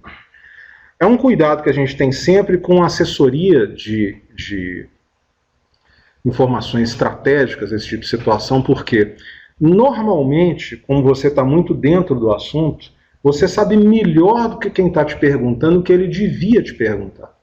Mas você não está em posição de falar isso. Como é que você chega para um general e fala assim, general, não é essa pergunta que você tinha que me fazer. Você não pode fazer isso. Você não vai chegar para o presidente da empresa e falar o seguinte, ô presidente, a pergunta que você tem que me fazer é outra. Você não está em posição de fazer isso. Mas você tem que fazer isso. Então o que você faz? Você caminha esse decisor na direção de que ele te pergunte aquilo. Como se fosse uma pergunta da cabeça dele. Isso é fundamental. Isso é fundamental. Ele precisa da resposta, você tem a resposta, mas você não pode dar porque ele não fez a pergunta. E aí fica uma situação complicada, porque ele precisa de receber aquela resposta, mas ele tem que entender e sentir que ele está no controle da situação. Você só consegue isso conduzindo a pergunta dele para que ele te pergunte no seguinte momento aquilo que ele precisa perguntar e não sabe que tem que te perguntar. Ou seja, não sei que sei é aquela pessoa que tem a resposta, mas não foi feita a pergunta ideal para que ela possa meditar sobre essa resposta. Ou explicitar essa resposta. Por isso, conhecimento tácito. Terceiro quadrante, o sei que eu não sei. Esse é o mais simples de tudo. Né? Me dá um exemplo de uma coisa que você sabe que não sabe. Isso é absolutamente simples. Quando você vai morrer? Você não sabe, você sabe que não sabe. E é feliz por isso. Né? É uma daquelas ignorâncias que a gente fala. Né? Se eu souber de como eu vou morrer, minha vida vira um inferno. É terrível. Então, como é que é? Eu já sei, eu descobri quando vou morrer, realmente virou um inferno. É horrível, porque você, enfim, eu não sei, não posso descrever, mas quem sabe tem essa sensação muito ruim. Daí a gente vê que algumas ignorâncias são fundamentais. Né? A ignorância do fim de um livro que você está indo ler, de um romance. Né? A ignorância do fim de uma história. Né? São coisas que realmente é interessante que fique na ignorância mesmo e aconteça quando tem que acontecer. E aí nós temos, então, aqui trabalha essa incerteza, que é normalmente onde você assessora as decisões. É colocado um cenário para que você coloque o que vai acontecer nos próximos 5 anos, 10 anos, qual é a possibilidade, você coloca um cenário naquele sentido, tentando fazer com que a pessoa tenha mais informações, ou uma quantidade possível. E finalmente chegamos naquilo que nos interessa, que é o quarto quadrante. Aquilo que eu não sei que não sei. Que é difícil de explicar, mas o Monchos colocou de forma muito interessante, né, na realidade dos fatos. Então, aquilo que eu não sei, guarda com o resto desse quadrado todo, né, dessa matriz toda, a mesma relação daquele universo que nós vimos, do pedacinho que você consegue enxergar à noite. O não sei que não sei são aqueles 95%. A sua vida inteira você não sabe que não sabe. Você acha que sabe.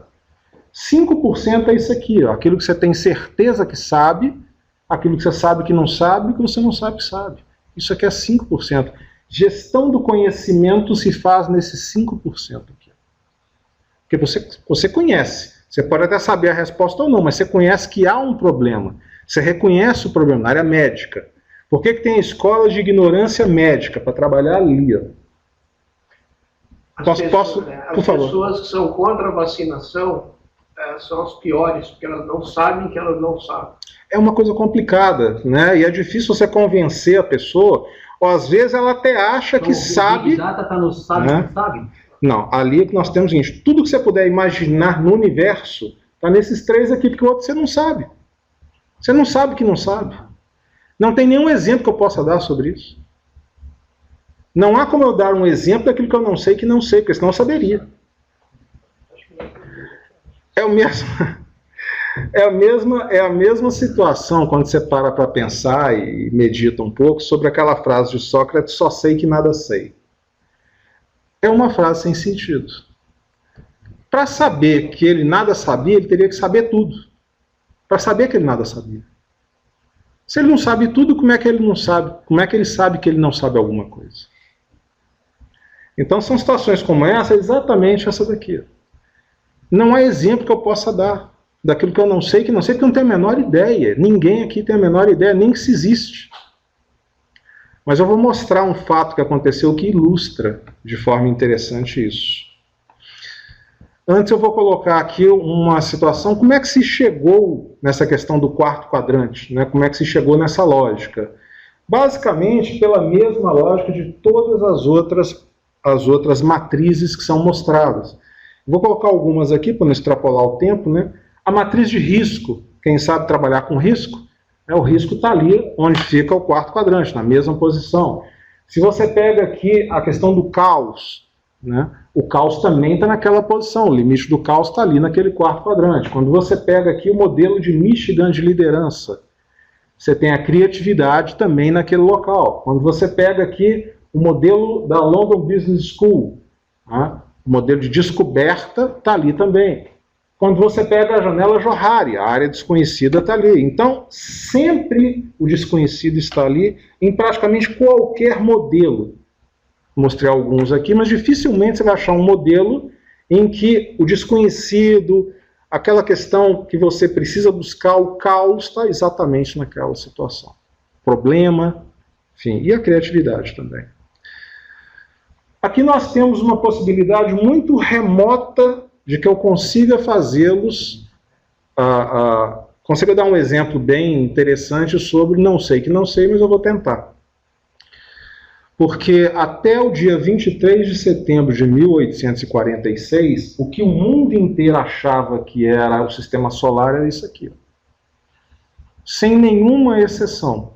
Todos os seres humanos achavam, que os estudos mostravam isso, né, que o sistema solar era composto por esses elementos aqui.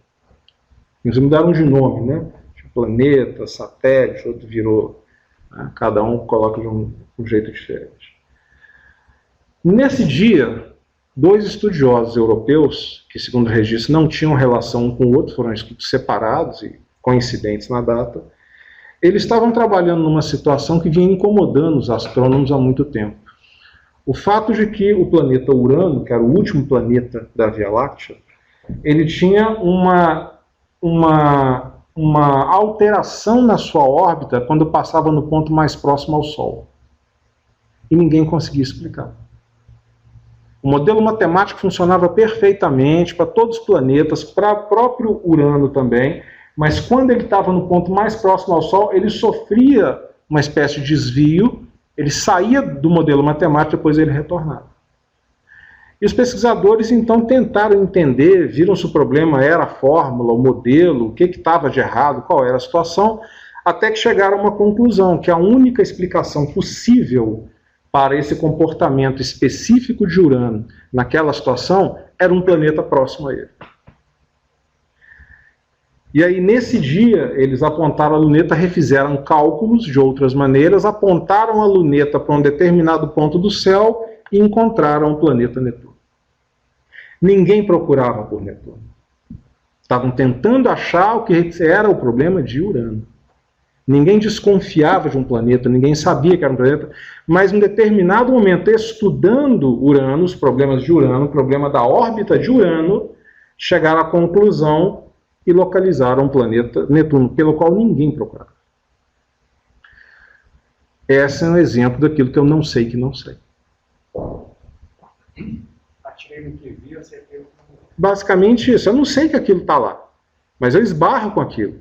Isso pode ser de forma proposital, posso estar procurando, ou eventualmente localizando aquilo. E é por isso que as agências começam a utilizar já há algum tempo, somente nessa questão antiterrorista, do conceito de turbulência, que é o conceito da ignorância. O que é a turbulência? Você não vai buscar padrão, você não vai buscar a tendência, você vai buscar muito pouco vínculo, você vai mais verificar o que está de diferente no ambiente em determinada situação. Você não vai procurar grupo terrorista, porque eles não existem mais, agora são lobos solitários, né, e estão passando o conceito de célula fantasma agora. Então a cada hora eles vão alterando essa situação, mas você não vai localizar, não adianta procurar um grupo terrorista. Onde será o próximo atentado? Se você for olhar por estatística, é no lugar que foi o último. Onde vai ser a próxima fuga de presos? Na penitenciária onde está fugindo mais. Qual é o histórico? Ah, não, nos últimos 10 anos o preso fugiu mais daquela penitenciária, então a próxima vai ser lá. Qual é a lógica disso? Nenhum.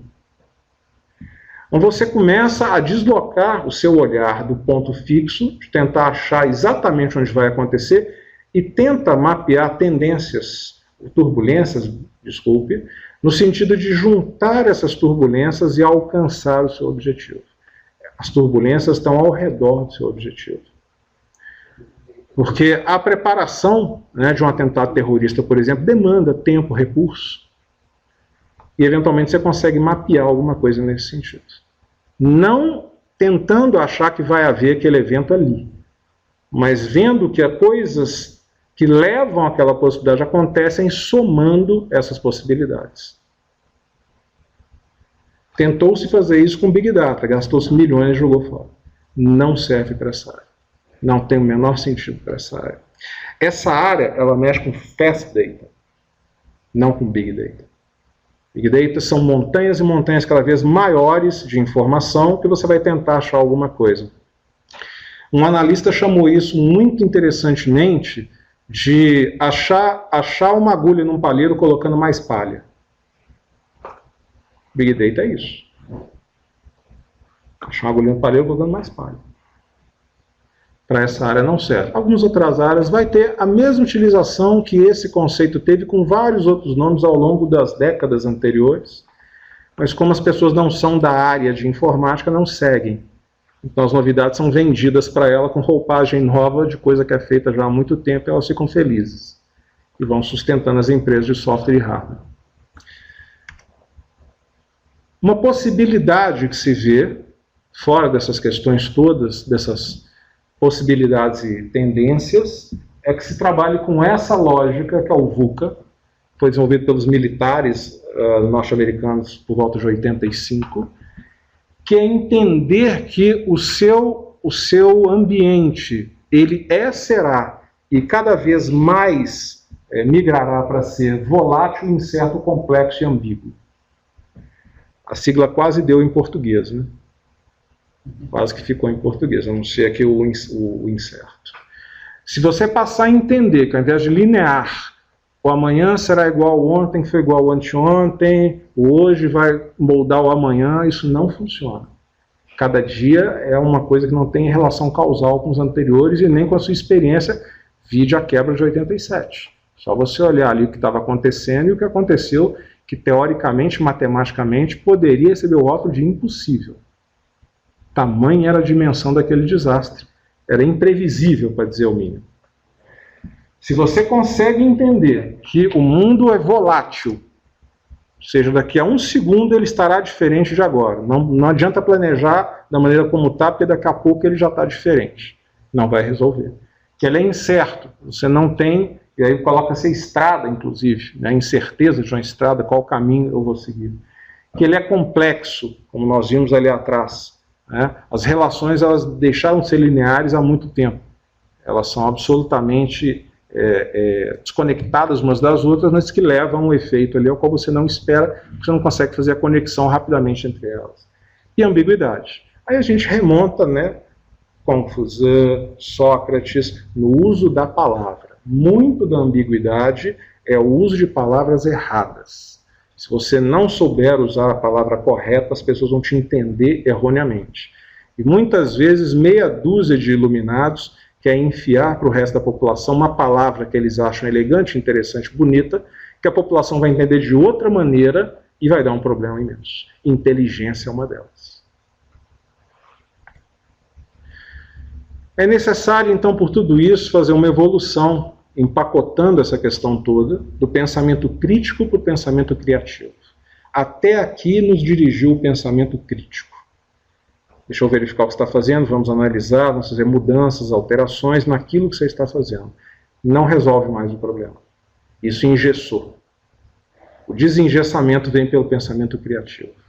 Você tem que tentar coisas novas, tentar maneiras novas, achar meios novos de fazer aquilo que você precisa, porque os antigos não estão funcionando mais. E os antigos são previsíveis. Quando você fala em pensamento crítico, você está criando uma questão previsível. Na área de security, na área de proteção, tudo que é previsível é ultrapassado. Se ele sabe quais são suas defesas, ele sabe como romper suas defesas. Como é que se combate isso, então, se eu estou com a lógica do VUCA? Eu uso também a lógica do VUCA contrário. Eu uso visão, entendimento, clareza e agilidade. Combato a volatilidade com visão, combato a incerteza com entendimento, combato a complexidade com a clareza, combato a ambiguidade com a agilidade, tomando um extremo cuidado de evitar um dos erros mais comuns e que só se vê depois que o problema aconteceu, de ao invés de agilidade, você criar uma situação de fragilidade. É uma diferença de poucas letrinhas, mas é exatamente o oposto. Às vezes, tentando criar um ambiente de agilidade, você cria um ambiente de fragilidade. Você adiciona velocidade, e essa velocidade não tem nenhum tipo de proteção, e você acaba num veículo que pode acelerar até 80 km por hora, fazendo 320 sem que o freio tenha condição de parar. O Fórmula 1 faz 320 porque o freio para. Porque o piloto tem reflexos excepcionais. Se você colocar 320 no seu carro achando que pode, você vai ter uma situação indesejada, você transformou o ágil em frágil. Parte da resposta, passar a tratar sistemas, ao invés de lineares, como adaptativos complexos. Nós vivemos numa realidade adaptativa complexa. Quando eu trabalho com crime organizado, não adianta eu achar que eu vou combatê-lo hoje, como foi combatido ontem, que ele já se adaptou. Ele já sabe quais são os meus meios, e aí programas do tipo Fantástico, por exemplo, quando mostram lá o sujeito abrindo fechadura de carro na rua, né? Na verdade está dando uma aula para as pessoas aprenderem a fazer isso. Na hora que o Fantástico ou o programa da Record, ou da Bandeirantes, ou seja lá onde for, investigativo, que mostra que a polícia está rastreando agora telefone celular e satélite. O sujeito para de usar o telefone satélite. Então, eles vão ser dotados de saber, mas não precisa da imprensa também avisar, fazer a gentileza de avisar. A vaidade de muitos agentes públicos também entra nisso, né? O sujeito quer mostrar como ele fez, ele é instigado muitas vezes a isso, mas ele quer mostrar como que ele chegou, como que ele resolveu, como que ele foi inteligente para fazer aquilo, né? Ele quer que as pessoas saibam, admirem como ele foi esperto e inteligente em fazer aquilo. E aí o que significa? Você tira uma possibilidade de trabalho. Você acha que o WhatsApp ele é seguro? Você acha que eu consigo ler a sua mensagem no WhatsApp? Enquanto você achar isso, é excelente. O bandido também acha, não que você seja bandido, não estou afirmando isso. Questão da estatística, né? Você fala uma coisa, a pessoa entende outra. Eu já faço questão de te dar o entendimento. Estou dizendo que você é bandido. Mas enquanto os bandidos vão achar isso, excelente, maravilhoso. Enquanto o Supremo Tribunal Federal achar isso, maravilhoso. Porque a gente continua ouvindo. Não estou dizendo que está ouvindo. Ou talvez esteja colocando uma falsa informação. Ou talvez dando uma desinformação. Talvez o que eu esteja falando seja mentira para que o bandido ache que a gente pode ouvir e a gente não ouve. Mas, de qualquer forma, o recado é, se você acha, né, que o WhatsApp não pode ser ouvido, e tomara que todo mundo ache, isso é excelente. Porque se tiver podendo ler as mensagens e ouvir de WhatsApp, é uma mina de ouro. É o que foi resguardado como o maior sigilo da Segunda Guerra Mundial, a captura de uma máquina Enigma dos nazistas. A máquina Enigma era a máquina que os nazistas usavam para criptografar, né, codificar as suas mensagens para passá-la para os seus submarinos, para suas bases do exército. E os aliados conseguiram a máquina dessa. Então eles liam tudo o que os nazistas escreviam. Isso te deixa em situações extremamente complicadas. Deixa um decisor na situação que eu, graças a Deus, não sou decisor. Porque você imagina a seguinte situação. Chega uma mensagem e você decriptografa aquilo, você decodifica aquilo, e a mensagem fala o seguinte: haverá um bombardeio na cidade de Manchester, no dia tal a tal hora nós vamos destruir completamente com bombas a cidade de Manchester no ataque aéreo. E você é o primeiro-ministro da Inglaterra. Você faz o quê? O que você faz? Você é a primeira-ministra da Inglaterra, qualquer uma das duas. Vocês são primeiras ministras da Inglaterra. Chega a informação, olha, nós temos a informação confirmada, decodificada, que a cidade de Manchester será atacada no dia tal e vai ser aniquilada. O que as senhoras querem que façamos? Não, foi confirmado já, isso aí, por outras, né, juntando outras informações, isso aí substanciou realmente em algo sólido. Evacuar as pessoas. Quando você fizer isso, e é uma tomada de decisão muito interessante, porque você vai salvar a vida das pessoas, você tem informação, você vai salvar a vida das pessoas.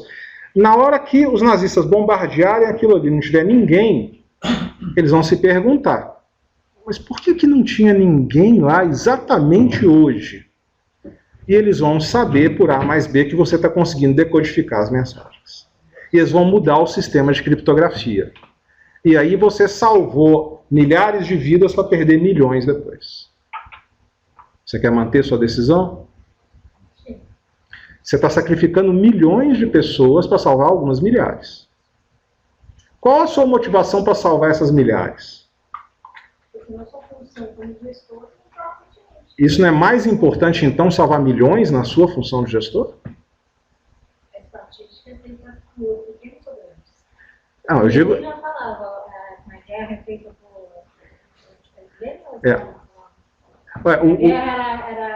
A continuação da política por outros meios. Quando você morria um parente, era uma tragédia pessoal, mas... Quando morriam milhões era uma estatística. Mas aí é o que eu te pergunto, milhares também não é uma estatística? Em relação a dezenas? Porque você substanciou a sua decisão, no que eu entendi, né, na tentativa de salvar 100 mil pessoas, por exemplo. 100 mil vidas devem ser salvas, mas a sua própria lógica te obriga a não fazer isso. Porque fazendo isso você está sacrificando 5 bilhões de vidas. Na lógica que você usou, você tem que salvar os 5 milhões. A lógica que você usou. A da vida humana. Essa é a lógica que você usou, não fui eu. É uma lógica racional. Se a gente passar por 95% mas toda lógica é racional. É isso que eu te digo. Pois é, exato. Você vai usar a emoção ou a razão. A emoção te manda salvar 100 mil. A razão te manda salvar 10 milhões. Não, mas não é pela emoção. Pela racionalidade da decisão. Se você está montado, você tem que... Mas qual que é a racionalidade de salvar? Você tem que ter toda a racionalidade Sim. de proteção de um indivíduo com 100 indivíduos. E se tiver só uma pessoa na cidade, então? Isso. E se tivesse, então, e se tivesse só uma pessoa na cidade? O que você faria? A gente entrou naquele livro do pesquisador de Harvard, Sanders, que fala justamente se você quer a decisão de salvar um ou de salvar 100. Sim. É uma escola filosófica, a qual se opõe diversas outras. Mas a minha pergunta ela é bem objetiva. Tem só uma pessoa na cidade, o que você faz? Evacuação, sim. Uma pessoa, só tem uma pessoa. Uma, só uma. Eles vão bombardear, destruir a cidade, só tem uma pessoa lá. Daí eles vão descobrir que você tem uma... Eu quero saber o que você faz. Você vai deixar ela lá? Se for uma pessoa que é importante para a sociedade, sim. Mas você contradiz o que você falou. Você salva, independente do número, mas uma você não salva. E tem um número a partir do qual você salva. Entendeu a contradição? Você entrou em contradição. Quando eu falei em milhares, você falou, eu prefiro salvar milhares que milhões. Mas um você não salva. A escala é a mesma. Você tem o sentimento de culpa que você vai ter. É isso. Isso, é o sentimento de culpa que eu, como primeira-ministra, vou ter. É parte da sua decisão. Sentimento de culpa é parte da decisão. Efetividade é outra. Pois é a situação. Você vai salvar o soldado Ryan, né? Você vai salvar um e sacrificar não sei quantos? Aí você tem outras questões. Ele é o filho único que sobrou de vários outros. Então, a decisão é bem complexa. Por isso que a gente fala em ambiente adaptativo complexo. Então, esse tipo de decisão é extremamente complicado. Como que foi resolvido isso? De uma forma extremamente inteligente. Que resolveu o problema, não entregou, né, a informação que era vital, onde Churchill ordenou que naquele dia, que era um domingo, fosse considerado um dia nacional e fez um piquenique nas montanhas. Então ele salvou mulheres e crianças. Ele conseguiu fazer o ovo de Colombo. Na realidade, ele não conseguiu salvar todo mundo, mas ele escolheu o mal menor, digamos assim. Então fez um piquenique nas montanhas, era um feriado nacional, mulheres, crianças, professores e tal foram para lá, a cidade foi bombardeada, milhares morreram, mas salvou-se pelo menos, né, pelo menos as crianças, e garantiu-se que poderia salvar outros milhões depois. Não se perdeu a vantagem. Era muito importante manter essa vantagem de guerra. Daí nós vemos então, quando a gente fala em sistemas adaptativos complexos, que o todo não é formado só das suas partes. A maçã não é só a soma das partes. A maçã, na realidade, é a soma de tudo isso aí. É muito mais complexo você ver várias equações que têm a ver com a maçã. Não basta você juntar as partes da maçã. A soma é maior que o todo. Falamos dos filósofos e pesquisadores gregos, falamos dos chineses e falamos agora também de um europeu que já falava em 1850, 1860 aproximadamente, né, cento e tantos anos, exatamente o que a gente está falando aqui agora. A consciência da ignorância é o prelúdio de cada avanço real na ciência. Você só consegue avançar se você tiver noção de que você é ignorante. Completamente ignorante. Quanto maior essa noção, mais condição você tem de avançar, principalmente na área de ciência, como está colocado aqui. Caminhando para o final, então, deixo com vocês mais um livro do Taleb, que é o último livro dele, que abre um debate extremamente interessante sobre qual é o contrário de frágil. Aqui a gente está falando o contrário de tudo o tempo todo, né? Qual é o contrário de frágil? E ele desenvolve um conceito, esse livro tem 600 e poucas páginas. E cada página dele é uma alegria de ser lida, porque você vai descobrindo coisas que são tão impressionantes como descobrir como é que amarra o sapato. Taleb realmente é um sujeito que alcançou uma competência de escrita, uma transmissão de coisas novas, né, que ele desenvolveu, que me admira muito. E aí nós colocamos, então, o contrário de frágil. Ele desenvolve uma ideia interessante, que é o seguinte: o contrário de frágil é o quê? O robusto? Aquilo que é sólido? Teoricamente, sim, né? Se eu pegar isso aqui e jogar no chão e quebrar, ele é frágil. Se eu jogar no chão e quebrar, ele é tem uma palavra boa para isso, resiliente. Né? Ele aguenta pancada, né? Ele é sólido. Mas ele levou a discussão para um lado novo, para uma visão nova. Ele coloca o seguinte: se eu pego algo que existe, né, e chacoalho e quebro, ele é frágil. Mas se eu pego algo que existe, chacoalho e nada acontece, ele continuou do mesmo jeito. Aquele mudou o seu estado. Ele quebrou, aquele continuou. O contrário de quebrar deveria ser o quê? Fortalecer. O contrário de quebrar não é ficar do jeito que você está. Se eu pego algo e bato e ele quebra, ele é frágil. Se eu pego algo, bato e ele se fortalece, eu não posso dizer que ele é resiliente. Resiliente continua do mesmo jeito. É uma lógica extremamente interessante. E aí ele cria o conceito de antifrágil. Você teria o objeto, esse objeto podendo ser quebrado, sendo então frágil, esse objeto podendo ser melhorado, sendo então antifrágil. Você consegue alcançar um pouco desse conceito quando você vê um exemplo que foi dado não no livro, mas em debates em grupos na internet, que a gente frequenta, até para avançar nesse estudo, onde alguém falou o seguinte: é o caso de você pegar, por exemplo, um cristal e mandar pelo correio. Eu pego aqui, isso aqui é um cristal, eu vou mandar pelo correio. Isso é o cristal. Ele está no estado natural dele, está inteiro. Né? Se eu pego esse cristal, coloco ele nesse envelope e mando pelo correio, ele vai chegar lá todo quebrado. Vai chegar espatifado. Né? Então ele é frágil. Se eu pego o cristal e envolvo esse cristal com plástico bolha, coloco aqui papelão, encho, né, daquela isopor, enfim, não sei o que lá, e mando pelo correio, ele vai chegar lá do mesmo jeito que ele saiu. Ou seja, ele está resiliente, ele está resistente, mas ele não mudou a sua característica. Agora, se eu pego esse cristal e mando ele pelo correio, e eventualmente ele chega lá transformado num diamante, ele é antifrágil. Ele melhorou. Ou seja, se eu pego o cristal, sacudo o cristal e ele quebra, ele é frágil. Mas se eu pegar o cristal e sacudir e ele virar um diamante, ele melhorou, ele é antifrágil. E nesse conceito ele fala 600 e tantas páginas. Vale muito a pena. Recém-lançado agora, 2014, recente. E encerro deixando uma questão com vocês. Ainda temos algum tempo as perguntas, acredito, caso haja. Espero que sim.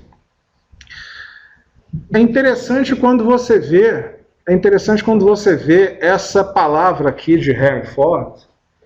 Se eu tivesse perguntado às pessoas que elas queriam cavalos mais velozes, porque a lógica era aquela: você alcança, você sabe aquilo que sabe. Você não tem condição de saber aquilo que você não sabe, dentro do conceito que nós colocamos ali, e que você não consegue enxergar. Como é que a pessoa vai pedir um carro se não existia carro? E ela nem sabe que não sabe o que é um carro, porque ele não existe. Mas ele enxergou além.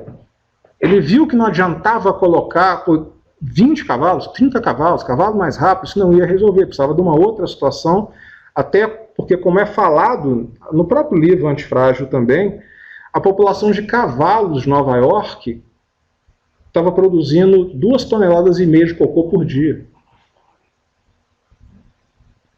Não tinha mais onde colocar. Ele faz ele nos traz uma informação interessante falando o seguinte: as casas de Nova York foram construídas acima do nível da rua, não foi para ser bonito, não. Era para escoar quando chovia aquilo tudo ali. Era para não entrar dentro de casa. Por isso que as casas de Nova York são elevadas. Para não entrar dentro de casa. Cedo ou tarde, alguém tinha que substituir aquilo. Não estava dando mais para conviver com o cavalo. Ele foi uma solução e começou a virar um problema. Carro também está sendo uma solução, está virando um problema. Poluição, questão de combustíveis. Então, estacionamento, está se tentando chegar agora a um lugar com carros movidos a combustíveis não fósseis, a você pegar o carro na rua, bicicleta já existe isso, né? Você pega a bicicleta na rua e deixa em outro lugar, daqui a pouco você não vai ter mais carro. Você vai andar na rua, você põe seu cartão de crédito, entra no carro, para ele onde você quiser lá, e o outro pega e assim vai. Mas está virando um problema. Então, isso aqui nos inspira a dizer o seguinte: qual vai ser a solução de tudo isso que a gente está falando? Qual vai ser a solução de explorar a ignorância, de levar adiante essa questão, de trabalhar com VUCA? Eu não sei, se eu soubesse eu não estava aqui, né? Eu já estava aposentado numa ilha do Pacífico, né, vivendo de renda do meu grande invento, né? Eu já estaria bilionário com isso. O que eu posso dizer que não serão os computadores. Não serão os computadores. Os computadores já atingiram o seu nível, os dados estão avançando numa velocidade muito maior que a de processamento, você não consegue processar. Aí vem a física quântica, a computação quântica e tal, não vai resolver o problema. Você sempre vai ter muito mais dado do que capacidade de processamento. E como eu falei, a área que trabalha com proteção, ela trabalha com fast data, nós precisamos da informação agora, que vai acontecer uma situação daqui a 5 minutos, é igual operador de bolsa. Ah não, eu vou juntar todos os dados do universo e daqui a um mês eu te entrego a resposta. Meu amigo, vai acontecer daqui a 3 minutos, eu quero saber agora. Não, agora que eu posso te falar isso, ok, obrigado, vou lá e resolvo. Então o fundamental é entender isso. Qual vai ser a resposta? Se você perguntar para as pessoas, vão pedir computadores mais velozes. Igualzinho está aqui. Hoje a gente dá risada disso aqui. Ó. Hoje a gente já sabe que sabe. Mas naquela época ninguém sabia que não sabia. Era impossível enxergar. Hoje é fácil, olhar em retrospectiva é a coisa mais simples do mundo. Daqui a N anos, alguém vai olhar para essa resposta também, não vai ser mais essa tela. Vai ter alguma coisa falando assim, se eu tivesse perguntado às pessoas que iriam, teriam dito computadores mais velozes, até a cara do Bill Gates aqui, ó, uma coisa nesse sentido. Computadores não são a resposta. Qual é? Parabenizo quem conseguir, porque vai ser uma pessoa lembrada para o resto da humanidade, como Henry Ford foi e continua sendo por essa novidade. Aos que ficaram desde o início pensando em qual dos dois cenários é mais interessante, você lembra dos dois cenários? Quais são os dois cenários? Cenário previsivelmente previsível, previsivelmente imprevisível. Quem ainda não conseguiu chegar na resposta, eu recomendo a leitura desse livro, né? O Previsivelmente Irracional, do Dan Ariely. Quem tiver com preguiça de ler o livro, vai no YouTube e vê as palestras do Dan Ariely na TED. Ele tem 2 ou 3 palestras que você fica absolutamente impressionado. São palestras curtas, TED no máximo 18 minutos, por definição. Dê uma checada no TED Palestras Dan Ariely. Primeiro você vai achar estranha a cara dele. Você vai ficar olhando e vai achar um pouco esquisito, porque ele tem uma cara meio esquisita. E você vai ficar assim, eu não estou entendendo por que eu estou achando ele estranho. Mas depois de um tempo você vai conseguir entender a queimadura que ele tem no rosto. Ele foi vítima de um incêndio há muitos anos que queimou, não sei se você sabe disso, né? Queimou uma parte do corpo dele. Então assim, você não vê imediatamente aquilo, mas você vê que tem algo estranho e com o tempo ele mesmo fala. Um dos vídeos, inclusive, é muito interessante, dizendo o seguinte, sobre essa questão de decisões. Ele estava na ala de queimados, completamente enfaixado, se recuperando das queimaduras, e vinha uma enfermeira para tirar, todos os dias, trocar. Você imagina, tinha só uma múmia, né? Ele tinha que tirar as faixas do corpo inteiro dele, lavar e trocar todos os dias. Segundo ele, levava alguma coisa como 45 minutos para tirar todas as faixas. Que a enfermeira a tirava devagarzinho e ia doendo muito. E aí ele ficava com uma pergunta na cabeça. Será que é melhor ela tirar devagarzinho para tentar doer menos, mas demora mais? Ou é mais interessante se ela tirar rápido, vai doer, mas vai passar logo? E ele trabalha essa dúvida, não sei se você viu essa apresentação já. Uma das apresentações ele fala sobre essa dúvida que ele tinha. Na melhor boa vontade dela, mas será que ela estava fazendo o melhor para ele? Tirando devagarzinho para tentar doer menos e levando 45 minutos? Ou se ela arrancasse aquilo mais rápido possível, levando 6, 7 minutos, mas a dor passava logo? Ele fala sobre isso. Esse é o livro que é agora quarto lançamento nosso, baseado na questão dos sigilos, explorando a questão do quarto quadrante. Tudo que a gente viu aqui é um pedacinho do que o livro explora mais a fundo. Normalmente eu trago 2 exemplares do livro comigo para esse tipo de evento. Um para agradecer ao anfitrião, no caso eu sou Baloni, e o outro eu normalmente coloco para a plateia, de alguma maneira que alguém da plateia seja contemplado com isso. Dessa vez eu vou pedir de vocês uma compreensão de fazer um pouco diferente. Eu preciso, sem dúvida nenhuma, fazer um agradecimento muito especial, pretendo fazer na forma desse livro, ao professor Sabatini, que nos prestigiou com sua presença, que proporcionou essa transmissão pela internet. Então, com a licença de vocês, o segundo exemplar vai ser direcionado para o professor Sabatini. Vai ser um privilégio tê-lo como leitor desse livro e absorver. Uma das pessoas que trouxe aí o prontuário eletrônico do paciente para o país, uma das pessoas que é referência na área, né? Na época das aulas da Unimed, o seu nome era citado com absoluta tranquilidade e unanimidade. Agradeço muito pelo seu tempo. Acho que o que vocês têm mais de importante para me fornecer é o tempo, que não tem preço. É a única coisa que não tem preço. Vocês me deram